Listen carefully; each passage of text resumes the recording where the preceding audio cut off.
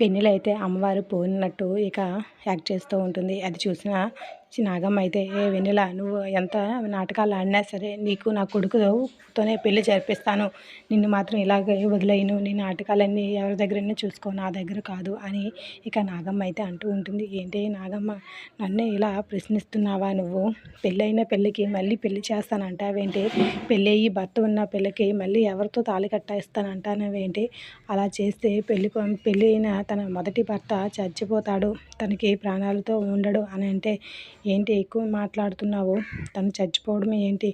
నువ్వు అసలు ఎన్ని నాటకాలు ఆడినా సరే, ఎవరితోనైనా సరే నా దగ్గర కాదు నీ నాటకాలన్నీ అని అంటూ ఉంటాడు. దాంతో నేను చెప్పేదే నిజం, నా వాక్కు నీకు ఫలిస్తుందనే కదా ఇక్కడికి వచ్చావు అనేసి నాగంతో అంటూ ఉంటే, ఇక అక్కడ ఉన్న శంకర్ అయితే, పెద్దమ్మ, నా ప్రాణాలు పోయినా సరే నువ్వు నీ మాట నిలబడాలి, దానికోసం నేను ఏదైనా చేస్తాను, ఈ ప్రాణాలు తీసుకోవడానికైనా నేను సిద్ధమే అనేసరికి నాగమ్మ అయితే సైడ్ స్మైల్ ఇస్తూ ఉంటుంది.